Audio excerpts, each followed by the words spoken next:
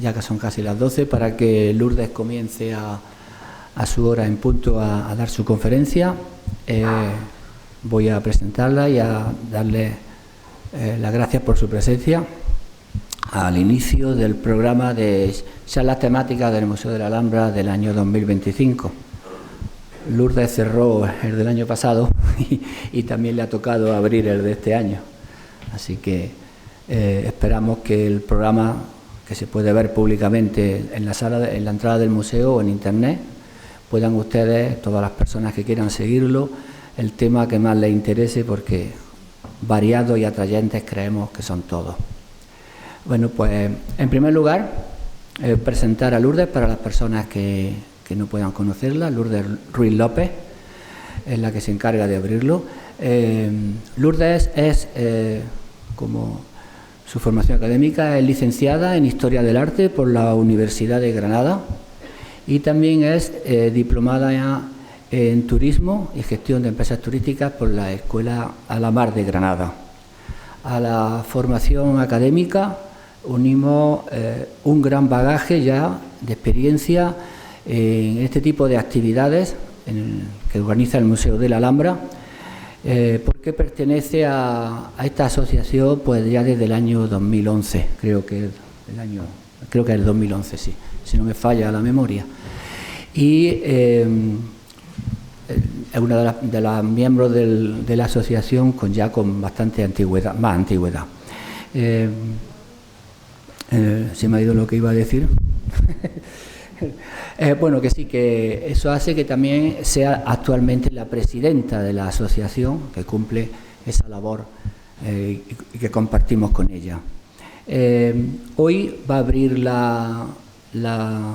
el programa que he comentado antes con la charla que tienen ahí el título sobre una parte de las muchas que tiene la dinastía nazarí. Ha elegido la de los entresijos que dentro de la corte va a haber a lo largo de los 2 siglos y medio de existencia, los entresijos que hay en el aspecto sucesorio y que, como podremos ver en muchos casos, es muy curioso y desde luego como una profesora que yo suelo nombrar bastante aquí, María Jesús Rubiera Mata, conocedora de la historia de Al-Ándalus, definió en muy pocas palabras que la corte nazarí se distinguió porque el puñal y el veneno andaba como Pedro por su casa.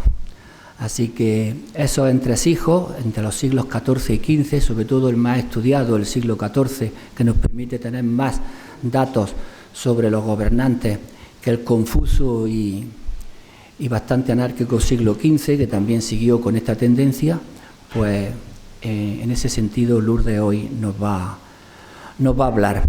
Así que, como he dicho, para que a las 12 en punto ella pudiera comenzar, ya le cedo la palabra y espero que podamos aprender un poquito más de lo que nosotros solemos difundir y divulgar aquí en estas charlas temáticas. Así que, Lourdes, cuando te parezca bien. Muchas gracias, Eduardo, por tu presentación. De nuevo, pues muchas gracias a ustedes por estar aquí conmigo, acompañándome, y con el día de hoy, febrero, día 1, comenzamos el ciclo de conferencias que se van a dar a lo largo del año 2025, ¿verdad? Bien, pues en esta ocasión vamos a tratar un tema complejo, espero poderlo explicar bien para que comprendamos todo este entresijo, que se llama Asesinato político y ascenso al poder en el Reino Nazarí de Granada. Como dice Eduardo, el siglo XIV está mucho más estudiado, sobre todo por el señor Francisco Vidal Castro. En estos estudios casi científicos y policiales de esta época del siglo XIV me he basado para explicar la charla. Si luego da tiempo, hablaré del siglo XV, aquellos sultanes que murieron también de una forma violenta, pero dando un perfil un poquito más rápido, puesto que no hay unos estudios definitorios de lo que ocurrió. Las fotografías que van a ver a ustedes a continuación son retratos de los sultanes hipotéticas, realizadas por el señor Carlos Merayo, un artista, un pintor granadino. Bueno, Sabemos que cualquier muerte violenta supone una grave alteración social, con un gran impacto humano en toda la población, con efectos jurídicos, penales y económicos. Mas si el asesinato es de un dignatario o de un soberano, la repercusión y la conmoción del Estado son aún mayores. Este tipo de crimen es significativo por cuanto hay, ya que refleja la situación política, social, moral de un Estado. Las formas de ejecución, causas y consecuencias ponen de manifiesto la vida del último reino de Al-Ándalus, que es el de Granada, convulso, agitado, vertiginoso. Tradicionalmente se atribuye a la dinastía nazarí una gran carga de violencia dinástica, asesinatos, magnicidios, delitos de sangre, y sobre todo se amplía cuando estas leyendas a partir de los abencerrajes, imágenes que se difunden por el mundo cristiano a partir de los romances, la literatura del siglo de oro o sobre todo todas las novelas que se dan a partir del siglo XIX, pero no son historias imaginarias o idealistas, sino que ocurrieron verdaderamente tragedias durante el siglo XIV y XV entre todos estos espacios que nosotros visitamos normalmente en las visitas turísticas. Fue un momento bastante trágico. La duración y la complejidad de la dinastía de los Banu al-Ammar, así como la dinámica de su reino, el montón de nombres que se repiten, así como la genealogía de emires que la componen y la dinámica de su reino, hacen imprescindible dividir y clasificar este periodo en 4 partes. Tenemos la formación y consolidación de 1232, que se funda el Reino de Granada, hasta 1492. Son 250 años de vigencia de este Reino de Granada. La siguiente, entre Castilla y el Magreb, la cuestión del Estrecho, 1302-1333, esplendor y apogeo, de 1333 a 1408, decadencia y desaparición. En Granada tuvimos 24 emires que ejercen el poder en 34 periodos distintos. En este cuadro indico los soberanos que murieron violentamente durante el siglo XIV. Como digo, ese estudio realizado por el señor Vidal Castro. Tenemos a Muhammad III, Nars, que es muerte no aclarada, pero vamos a aclarar unos puntitos que puede ser que fuese asesinado, pero ahí lo dejamos. Ismail I, Muhammad IV, Yusuf I, Muhammad V tiene 2 reinados, una muerte no aclarada. Murió joven, pero no se tiene nociones de que fuese... Bueno, eso también lo aclararemos. Con Ismail II, Muhammad VI, Yusuf II y Muhammad VII, que completamos el siglo XIV. Él termina su vida en 1408.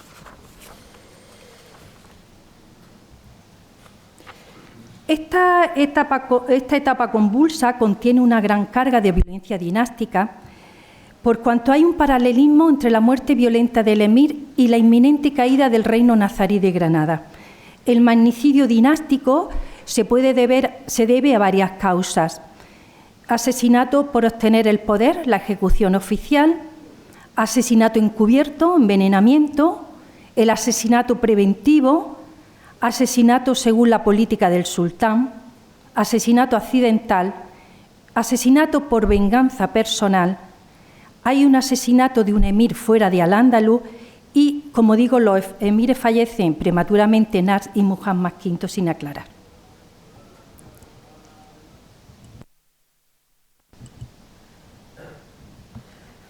Bueno, estas son las imágenes hipotéticas con una iconografía de cada sultán a partir de los datos que se tienen históricos. Este sultán Muhammad I y Muhammad II no murieron de muerte natural, pero es importante ponerlos puesto que son los que fundan el sultanato de Granada. Con Muhammad I Él funda el Reino de Granada entre 1232 y 1275. Consolidó el reino, fue un gran hombre de Estado y muere por un accidente a los 80 años cuando cae del caballo y se rompe el cuello. Seguidamente le sucede su hijo, Muhammad II. Este sultán también es un hombre, un gran sultán. Muere de muerte natural a la edad de 68 años y estaba muy preparado en asuntos jurídicos y religiosos. Vamos así pasando para que nos dé tiempo a todo. Bueno, con este sultán, su hijo, el tercero, Muhammad III, es un sultán que reina entre 1302 y 1309. Es el tercer emir de la dinastía nazarí y el primero que muere violentamente. En este caso se habla de asesinato preventivo, cuya finalidad es apartarlo del poder. Claro, siempre va a ser esa la finalidad. Se le llama el destronado, porque ya antes de que pudiera, lo destituyeron en 2 ocasiones, como ahora vamos a ver, y se le llama el destronado. La complicada situación exterior de Al-Ándalus y el excesivo poder que ejercía el primer ministro Ibn al-Hakim desembocaron en una conspiración que este primer ministro, que el sultán estaba enfermo de la vista y aprovechó para una sublevación. En esa sublevación había un grupo de notables, entre los que se encontraba un príncipe que se llamaba Nasr, hermano de Muhammad III, hermanastro. Ellos hicieron, este complot estaba encabezado por Ibn al-Maul el 14 de marzo de 1309. La conspiración tuvo éxito y al emir le obligaron a abdicar ese mismo día delante de unos testigos que trajeron al efecto. Al emir se le lleva inmediatamente al Muñécar. Ya cuando está Nasr en el trono, en 1302, resulta que al poco tiempo Nasr se cae enfermo y dicen, pues si hay un vacío de poder, tenemos que traer otra vez a Muhammad. A Muhammad lo traen en un palanquín desde Almuñécar, puesto que estaba ciego y no podía subir a caballo.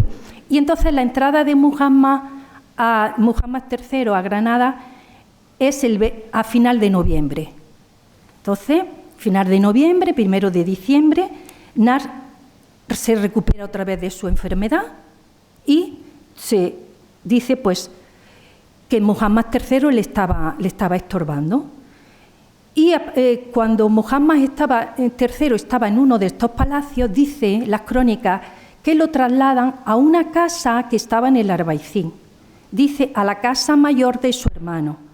En esta casa estuvo Muhammad desde 1309 hasta 1314. Es decir, estuvo retenido allí bastante tiempo mientras Nasr estaba en el trono. Y de pronto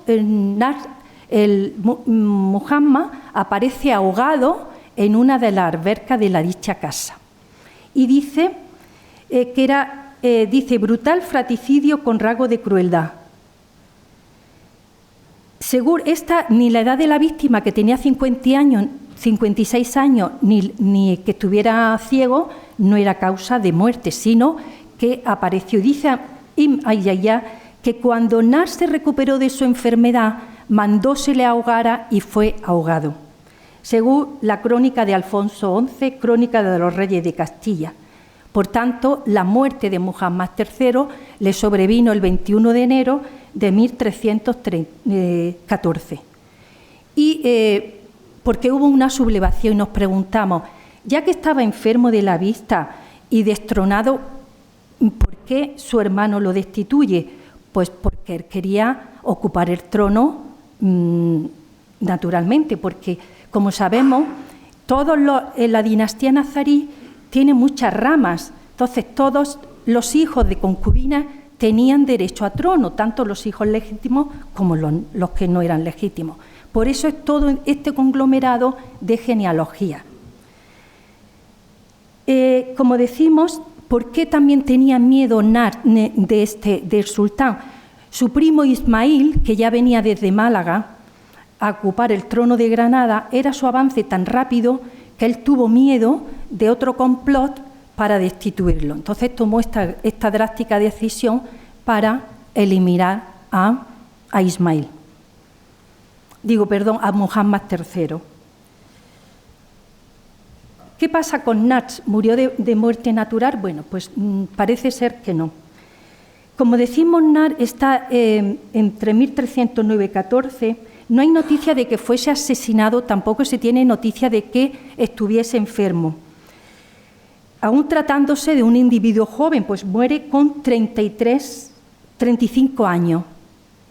Después de un gobierno de 4 años y 11 meses, y no murió en el poder sino mucho tiempo después de su salida de Granada. Como decimos, Ismail, su primo Ismail, llega a Granada. También hay le dice que tiene que abandonar el trono.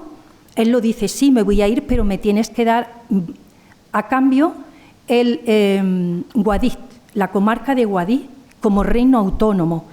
Ismail se la da, dice: perfecto, pues tú te vas para allá y yo me quedo en Granada. Pero al poco tiempo, Nasr se alía con los castellanos e inflige a Ismail la grave derrota de Guadortuna, así como y permitiendo a los cristianos que arrasen La Vega en 1314. Este era un problema que el sultán de Granada, Ismail, no podía resolver. Y de pronto, después de 8 años y medio de Nasr estaba en Guadix, pues muere, no se sabe cómo.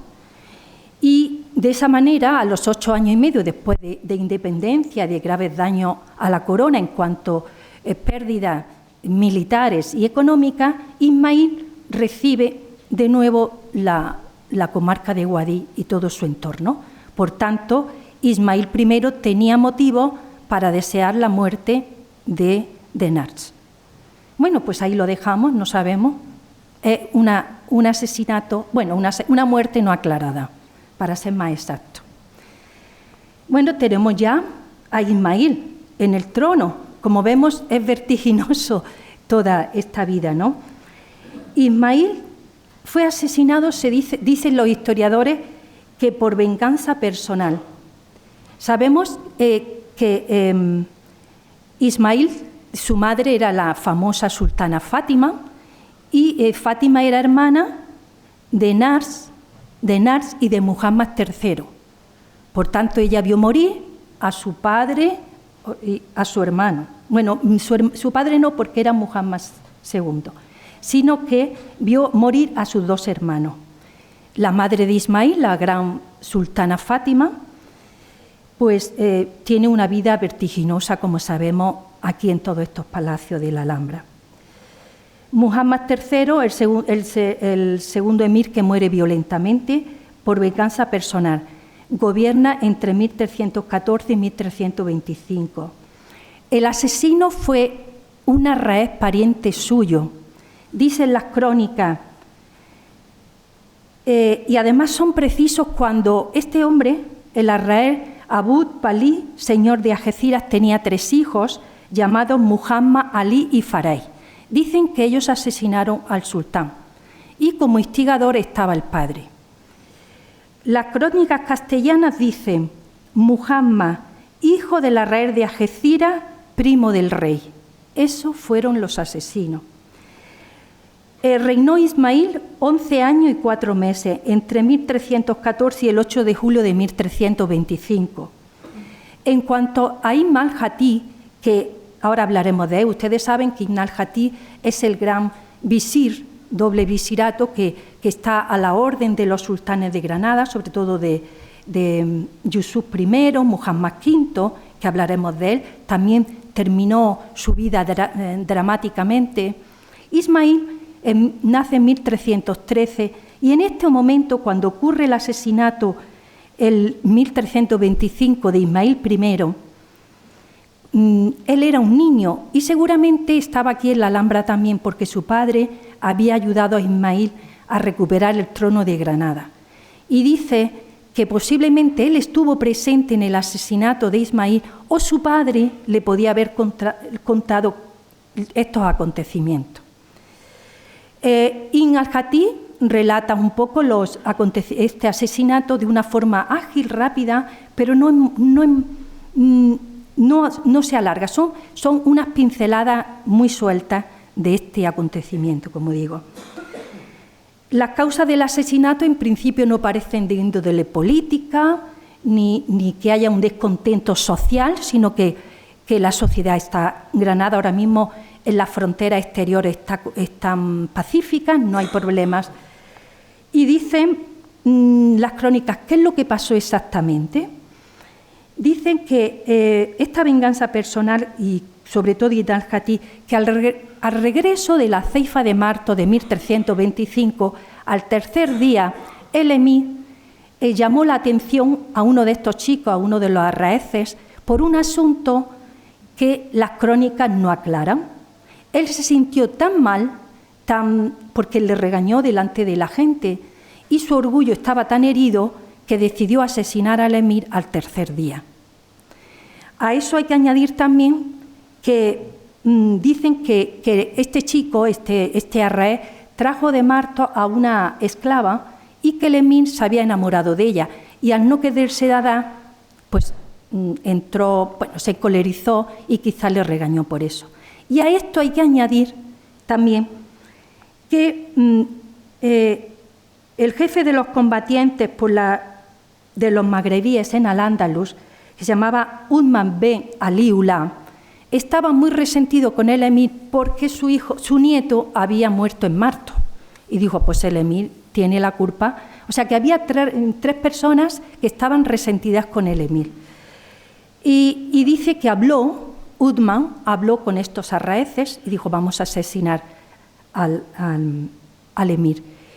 Aprovecharon la ocasión para asesinarlo cuando el emir estaba en una audiencia pública. Se dirigía a uno de los palacios. En un apartado llamaron estas tres personas al emir y allí le asesinaron, dicen las crónicas. Y al pasar por entre dos filas de su gente, el arraez lo abrazó. En ese momento sacó un puñal que llevaba adherido a su brazo y se había encargado de afilar. Abu Hassan Kusama, que todavía sigue vive, como sabe la gente. Dice Francisco Vidal Castro que, bueno, que esto es una acusación encubierta, puesto que los verdaderos, los que estaban allí presentes, los observadores, son los que tendrían que hablar de quién fue exactamente, quién había afilado ese puñal. Este puñal le ocasionó al emir 3 heridas muy graves, una a la altura del cuello, y hubo un tumulto general. El visir primero, que al grito del sultán se vuelve, y los arraeces sacan las espadas y asesinan al visir. Se formó un tumulto tan grande que toda la guardia se puso presente, se cerraron puertas, pero el arraez, los asesinos, uno de ellos sobre todo pudo escapar.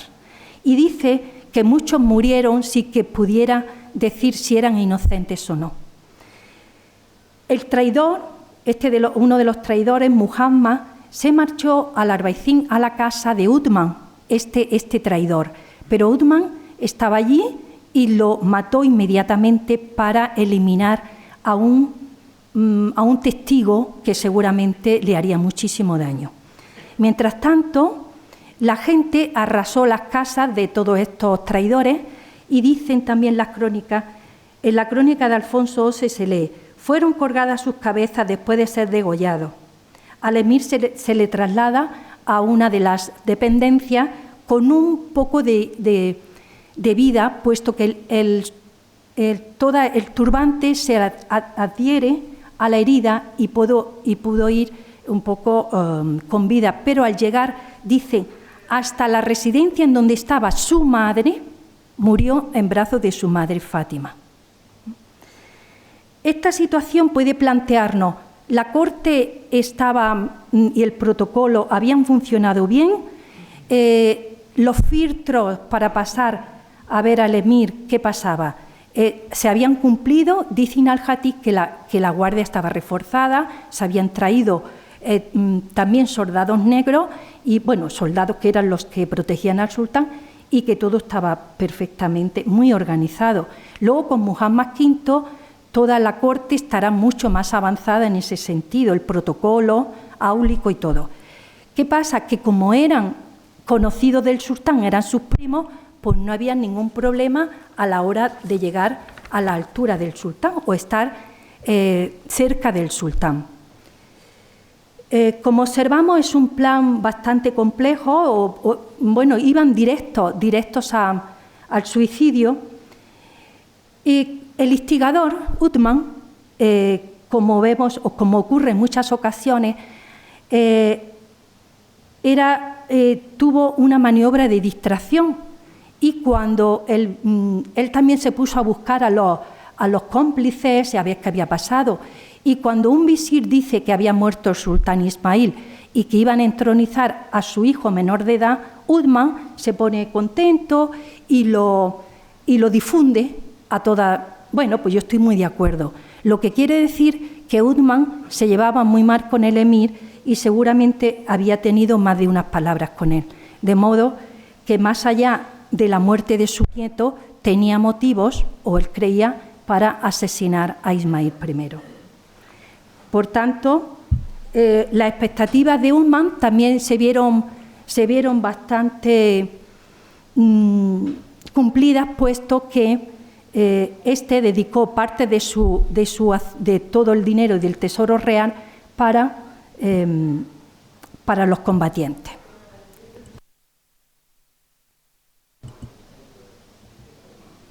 Con Muhammad IV, voy a tener que ir un poquito más rápido, el asesinato se produjo por la política del sultán. ¿Qué pasó? Pues que, al igual que su padre, muere asesinado, y a los 18 años de edad, su regente fue su abuela Fátima. En 1333 obliga al rey de Castilla a firmar una tregua el 24 de agosto. Ese mismo año está en Algeciras, y allí hubo una emboscada. En esa emboscada, a la altura del río Guadiaro, los asesinos se acercan al sultán y matan a todos sus compañeros. A él lo dejan allí abandonado hasta no ser entronizado su hermano Yusuf.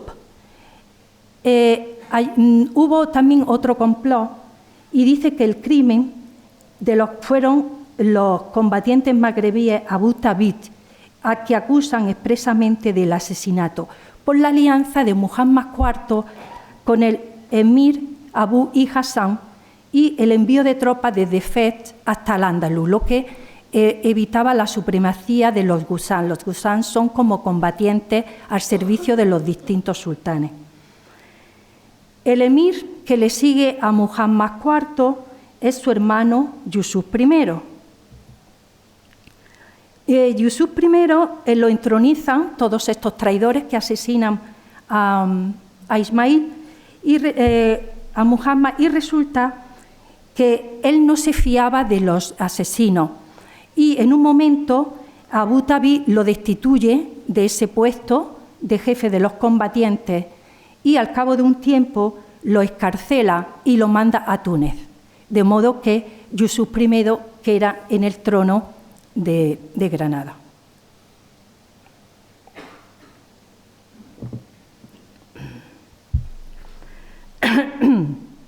Con Yusuf I tenemos lo que se llama asesinato accidental. Gobierna entre 1333 y 1354. También fue víctima de esta muerte violenta con 37 años. Dice Ibn al-Hatib, y que además fue un asesinato imprevisto que nadie esperaba de la persona ni el momento, la persona que lo ocasionó. Y dice Ibn al-Hatib, le llegó el decreto de Dios de donde no lo esperaba. Muere el sultán Yusuf I, uno de los grandes sultanes de la dinastía, junto con su hijo Muhammad V. Es decir, no me meto en en datos históricos porque si no, no acabamos. Es decir, tampoco había una situación de peligro en las fronteras exteriores de Al-Ándalus. Le llegó el decreto de Dios en la ruptura del ayuno el día 19 de octubre de 1354, en la oración de la fiesta, en la Aljama de Granada, o sea, en la Mezquita Mayor, hoy Santa María. Al-Jatí dice que fue el instante preciso en la última prosternación, es decir, cuando se arrodilla el sultán y de las filas sale una persona con un puñal y lo asesina. Dicen que es un negro, un chico negro que también lo hace, y que sale de entre las filas todo el protocolo. En este momento Al-Jatí sí está muy cerca del sultán y relata todos los acontecimientos. Y dice que sale esta persona y se atribuye el éxito del crimen a la fatalidad, que no había una motivación. Y le llama a este individuo villano, pérfido, criminal, miserable. Ha sido un acto de locura. Este individuo estaba loco.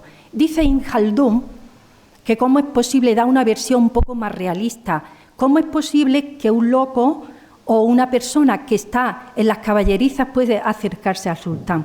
Dicen también las crónicas que este chico era un hijo de una esclava negra que se atribuye sobrina de Yusuf, o sea, que era hijo de un sobrino de Yusuf, el asesinado en Algeciras, en el río Guadiaro.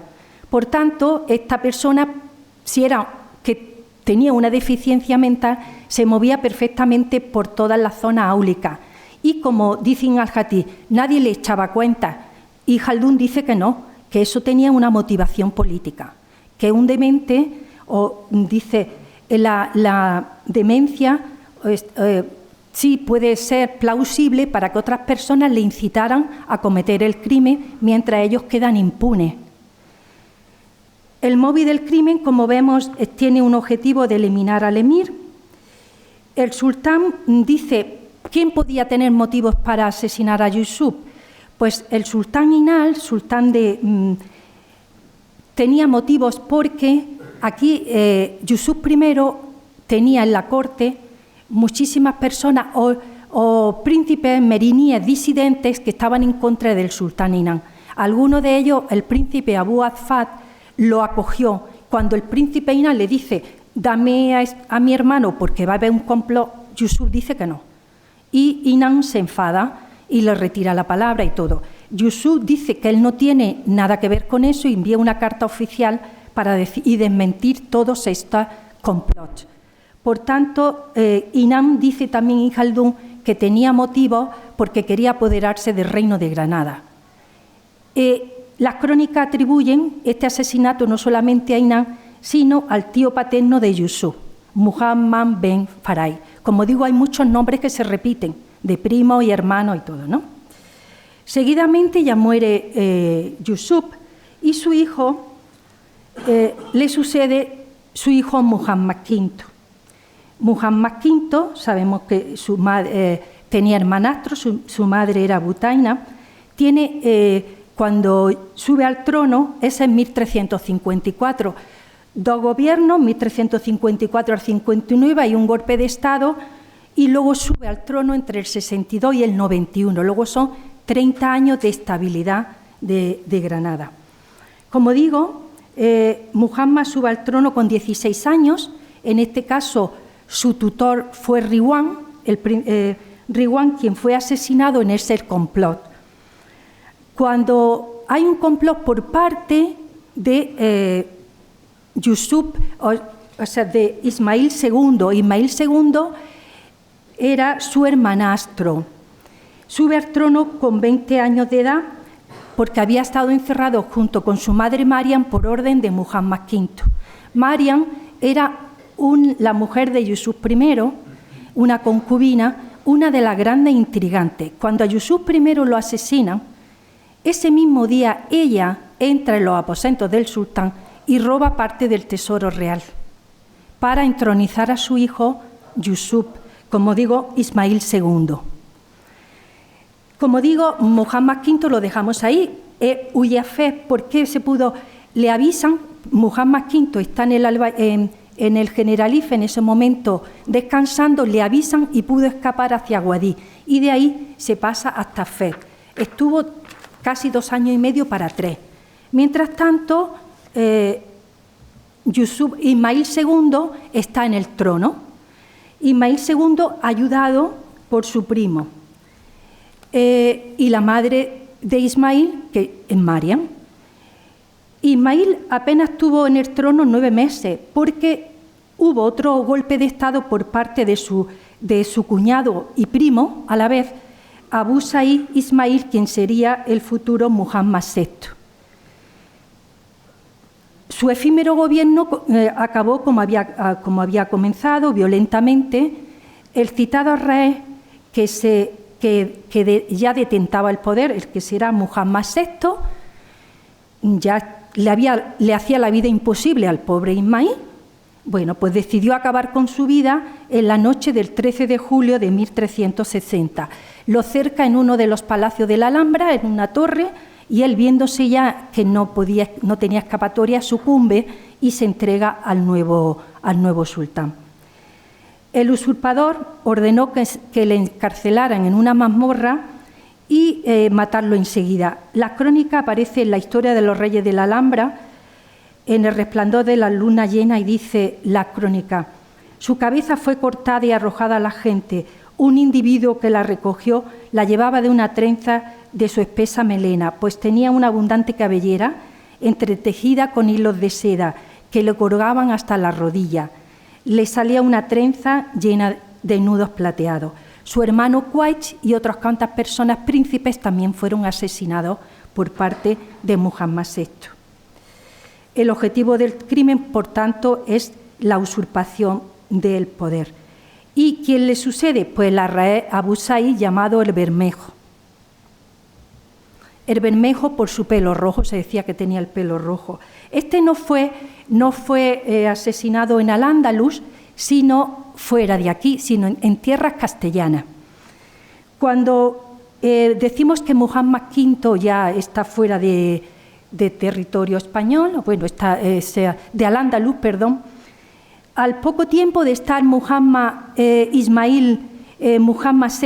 en el gobierno, entre el 62, Muhammad, con ayuda de los reyes cristianos y los meriníes, regresa a Granada y se hace con el poder de Granada. El Bermejo se asusta y dice: me voy a tierras castellanas a que Pedro I me ayude, o por lo menos, si no me puede ayudar, yo quiero que sea su vasallo. Y dicen que llega, en un principio Pedro I lo acoge y dice: sí, perfecto, quédate aquí, pero a poco tiempo lo mata de su propia mano, entablada a la afuera de Sevilla el 27 de abril de 1362, 14 días después de su salida de la Alhambra. Pero es que Muhammad V ya llevaba en la Alhambra 11 días, o sea que a los 3 días de estar Muhammad en la Alhambra asesinaron entablada Pedro I al Bermejo. Y Najatí ofrece una descripción del Bermejo, dice, muy negativa, nos dice: hombre grosero, de malos modos, costumbres, por ejemplo, llevar la cabeza descubierta, que las clases nobles criticaban, demonio de carácter horrendo. Total, lo pone, como se ve, es partidario de Muhammad V, por supuesto. Esta ejecución del Bermejo por parte de Pedro I resultó fatal por parte de todo el mundo, incluso de la corte castellana, porque no era digna de un rey, era un acto vil. ¿Por qué? Porque el emir era un invitado en tierras castellanas y además era un emir reinante, y la fama del rey Pedro I cayó drásticamente. Sin embargo, Ibn Khaldun e Ibn al-Jatí dicen que se lo merecía, puesto que era un usurpador, se había llevado parte del tesoro real y que la muerte le era merecida por sus, dice, merecida, fue sorda a sus mentiras y cometió con ellas muchas atrocidades. Dice en las fuentes castellanas, la muerte del Bermejo son mucho más realistas. En este caso, Pedro López de Ayala, que estaba junto a Pedro I durante todo su reinado, un gran cronista, dice que mató a Muhammad VI por codicia y por venganza. Por codicia, él sabía que el Bermejo llevaba parte del tesoro real y que al entrar en sus tierras sin salvoconducto ni permiso, él no tenía por qué velar por su vida. De modo que él se hizo cargo, cayeron en sus manos gran cantidad de caballos, pertrechos, bienes y joyas. López de Ayala también dice que es venganza, puesto que pone en boca del rey las palabras que dicen: toma esto por cuanto me hicisteis mala pleitesía al rey de Aragón y perdé el castillo de Ariza. Efectivamente, él tenía miedo de que Granada y Aragón se aliaran contra Castilla, y dice que le hicieron perder muchas villas y que que el Bermejo Pedro I mató al Bermejo precisamente por esas alianzas con Castilla. Por tanto, sabemos que Pedro I de Ayala, aunque luego se pasó al partido de Enrique II, fue un protagonista en la muerte del Bermejo. Ya sabemos que Muhammad V está en el trono de Granada desde 1362 y hasta 1391. Muere Muhammad V, no sabemos de muerte natural. Lo que pasa es que a partir de la muerte de Muhammad se suceden muchísimos asesinatos encubiertos y fue una época muy vertiginosa en cuanto a intrigas palatinas. Y le sucede a la muerte de Muhammad en 1391. Bueno, cuando Muhammad V está en el trono, en esos años, los visires Ibn al-Jatí o Isamrab. Ibn al-Jatí tuvo junto con Muhammad, se fue con él a Fez, luego volvió. Cuando trae Ibn al-Jatí a su alumno Isamrab a los ojos del sultán Muhammad, Ibn al-Jatí pierde puntos, ¿no? Su pupilo es el que va tomando, ya sabemos que Isamrab hace todos los poemas del Patio de los Leones y todo. Ibn al-Jatí ya está cansado de todo lo que está pasando aquí en Palacio y decide, en 1371 cae en desgracia, decide irse para Fez. El sultán, como no le había dado permiso, eso no se lo perdonó. Ibn al-Jatí lo encarcela y allí fue asesinado, ahogándolo unos sicarios. Bueno, lo entierran y a Ibn al-Jatí lo vuelven a desenterrar, lo queman y lo vuelven a enterrar. Por eso se le llama el de las dos muertes. O sea que tuvo una vida muy compleja. Isamrab, como ahora veremos un poco después, también es asesinado. Por tanto, son 30 años de Muhammad V en la Alhambra. Cuando muere, le sucede su hijo Yusuf II. En este caso hablamos de asesinato encubierto, murió envenenado. Ya sabemos que aunque la agresión física, es decir, hay momentos convulsos, el envenenamiento, no tienen tanta repercusión social, sin embargo, estos envenenamientos a partir de este momento y hasta 1492, como digo, es vertiginoso. Este sultán tuvo 3 intentos de asesinato, solamente gobierna entre el 91 y el 92. Un primer intento de asesinato, de envenenamiento por parte de su primer ministro y Khalid, y con ayuda de un médico que se llamaba Aleya al-Said, preparan un veneno. El sultán también es advertido, llama a Khalid a su presencia y allí le acochinan, es decir, le matan, asesinado, con la espada delante del sultán. Y al médico lo ejecutan en prisión. Por otra parte, ese primer intento de asesinato luego tiene otra sublevación por parte de uno de sus hijos, llamado Muhammad. Un complot que él dice que pudo acabar, puesto que el mediador el embajador de fe consiguió que el hijo depusiera su actitud con respecto al padre. Y dice, tornó Muhammad a la obediencia del rey su padre. Bueno, pues Muhammad, ahí quedó la cosa. Pero a los pocos meses, el 5 de octubre de 1392, Yusuf II muere envenenado. Dice con una aljuba,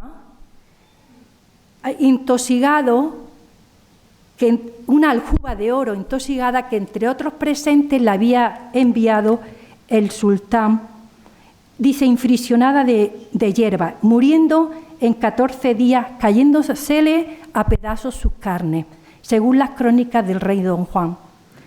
Dice que el sultán de Fez tenía cierta queja secreta sobre este sultán, aunque en apariencia no se veía. Sin embargo, parece ser que con este traje envenenado, pues dice pues este regalo, pero es que detrás de ese traje envenenado había otro complot. ¿Quién sería el mayor beneficiario de esto? Pues el hijo de Yusuf II, el que sería el sultán Muhammad VII. De esa manera, Muhammad VII se quedaba como que no era el intrigante y le echaban las culpas al sultán Merini. Muhammad VII lo tenemos en el poder, como digo. Con toda probabilidad también fue envenenado. Con la muerte de su padre sube al trono y desplazando a su hermano mayor y primogénito Yusuf III, a quien entierra en Salobreña. Este era también nieto de Muhammad V. Murió con 32 años solamente. Su prematura muerte también se debió a otro traje envenenado. Murió como su padre. En este caso le pusieron una aljuba. Eran como unas camisas. En esas camisas se le ponía el veneno. En este caso dice que le habían dado en el baño. Y que, en palabras de Alvar García y que otros cronistas dicen, camisa herbolada o intoxicada infusionada de veneno.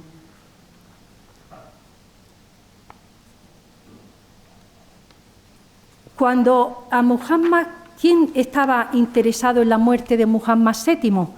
Pues se dice que Yusuf III, su hermano, sus partidarios querían destronar a Muhammad por sus malas praxis en la corona. Y cuando Yusuf III venía a la corte, todos lo hicieron con gran sigilo para que los fronteros, los reyes cristianos o las fronteras no supieran que había un vacío de poder.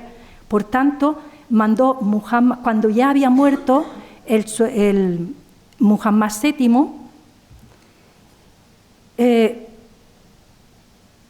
Yusuf III sube al trono y con gran sigilo, como digo, sube al trono. Y mandan una carta oficial a Alonso Fernández, alcaide de Alcalá la Real, diciendo que habían cambiado las tornas, que él ya estaba aquí, que se solicitaba todo el mantenimiento de las treguas de paz, sobre todo en Córdoba y en Sevilla. La muerte prematura de Muhammad VII resultó bastante sorprendente y tramada con un evidente objetivo político, poner en el trono a Yusuf III. ¿Quién había perpetrado todo este asesinato?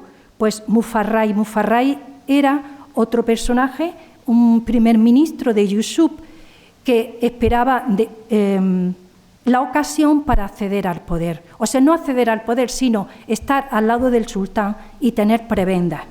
Así fue como Mufarray sube a ser primer ministro. Decir que Ihsan Ra también cayó en desgracia, Yusuf II lo encarcela y Muhammad VII lo asesina cuando estaba en su casa en el Albaicín junto con su familia y sus criados.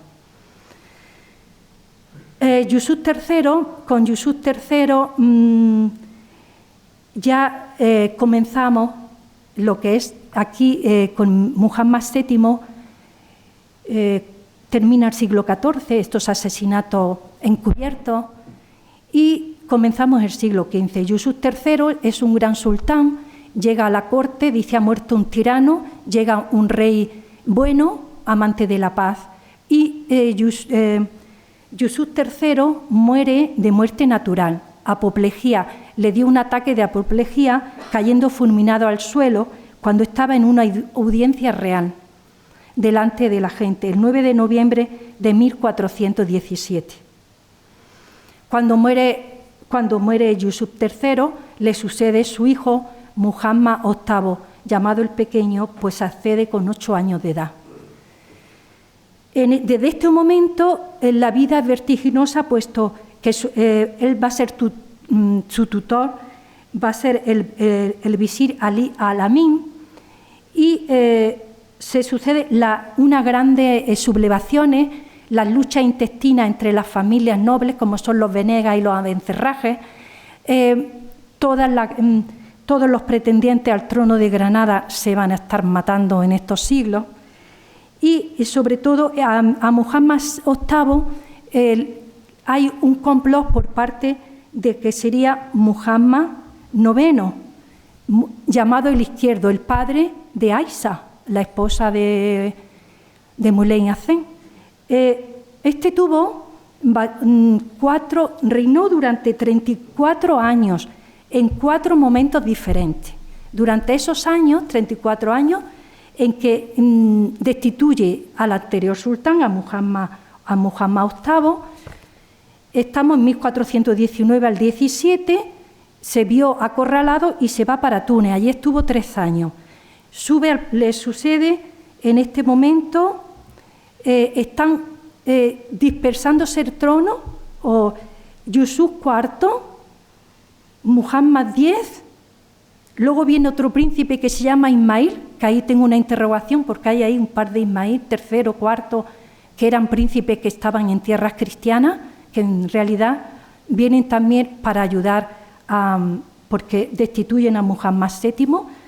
O sea que en ese momento, en esos años, que son 37 años, imagínense, entre 1419 y el 53, se sucede la muerte de Yusuf IV, que parece que fue asesinado por el Izquierdo. Muhammad X, que era su sobrino, no se sabe, porque ahí hay años 47-48 muy inciertos. Parece que esta persona huye y no se le perdió la pista. Ismail III parece que fue asesinado por parte del Izquierdo en Málaga, en la Alcazaba de Málaga, y a Yusuf V, que lo asesina cuando se va para Almería un ministro. Por una disputa, el ministro mata a Yusuf. ¿Cuál fue la muerte qué pasó con el Izquierdo que había dado tanta guerra? Pues al Izquierdo Muhammad V muere, como digo, Ismail III, Muhammad X, que era su sobrino. Bueno, pues Muhammad, el Izquierdo, fue destituido por un golpe de Estado por parte de Saad uz-Ziriza, que era un príncipe, el padre de Moulay Hassan. Cuando parece ser que Muhammad X en este momento huye para las Alpujarras. No se sabe si allí fue asesinado o capturado por Moulay Hassan. No se sabe, es incierta o si murió. Otros dicen que murió de anciano, no sabemos, ¿no? Bueno, con esta destitución por parte de Muhammad, o sea, del Izquierdo, pues le sucede Siriza, un príncipe que era el padre de Az-Zaghal, Moulay Hassan, y que murió. Dice que también Granada ya entra en una crisis tremenda. Se había perdido, con este sultán se perdió Gibraltar en 1362, y que su hijo Moulay Hassan lo expulsa de Granada y no se sabe, parece ser que fue ejecutado, tampoco sabemos las causas de su muerte. Este Ismail IV, pues no se sabe, dice que vino de Castilla para expulsar al Saad, al príncipe Siriza, está en Málaga con 200 caballeros, pero viéndose también en una indefensión total, huye. Dicen que para ahí llorar y que allí se perdió la pista, no se sabe qué pasó. Bueno, Así Osirisa, su hijo, Muley Hacén, cuando ya pierde en Gibraltar, Granada ya estaba en una posición tan mala y los reyes de Castilla en las puertas de Granada, pues dice que Muley Hacén toma el poder, hay una guerra entre hermanos, entre Muley Hacén y el Zagán, una guerra civil. Por otro lado está su hijo Boabdil, y Muley Hacén toma el poder entre 1362 y el 82. Sabemos que Aïssa y su hijo Boabdil huyen hacia Guadix porque Muley Hacén se casa con una cautiva, quien será luego Isabel de Solís, quien lucha por el poder para sus hijos. Boabdil también se vio en una indefensión y se marcha con su madre a Guadix. Allí le nombran sultán. ¿Qué pasó con Muley Hacén? Pues ya hace tregua con los reyes de Castilla, pero una tregua que a él no le conviene. Se marcha para Mondújar y muere en Mondújar junto con su esposa en 1485, de muerte natural. El Zagán está un año en Granada, mientras que su sobrino viene durante un año así, también pasa a Orán y luego a Tremecén. Dice que allí vivió como un mendigo y quizá murió, no se sabe tampoco las causas de su muerte. Vuelve Muley, este es el Zagán, una foto hipotética. Boabdil regresa a Granada, pacta con los reyes católicos ya la toma de Granada, se va para las Alpujarras y allí, se va con mucho dinero, le dan todas parte de mucho dinero, y los reyes se va con su familia. Su esposa Moraima muere también, como sabemos, y su madre pasan a Fez. Murió de muerte natural, parece ser, en 1526. Así concluimos un poco lo que es la historia de los reyes de Granada. Como conclusiones, decir que los emires mueren no en el campo de batalla por actividad bélica, sino a sangre fría y debido a conspiraciones. Los asesinatos alcanzan un promedio de un 80%. La brevedad de los reinados se sitúa en una media de 10 años. La juventud de los fallecidos no supera los 40 años. La autoría de los magnicidios, en todos los casos, tienen vínculos familiares con la víctima, tanto agnáticos de forma directa, es decir, de varón a varón, o cognática, parentesco por línea femenina. ¿Qué sucedía en otras monarquías cristianas o también del norte de África?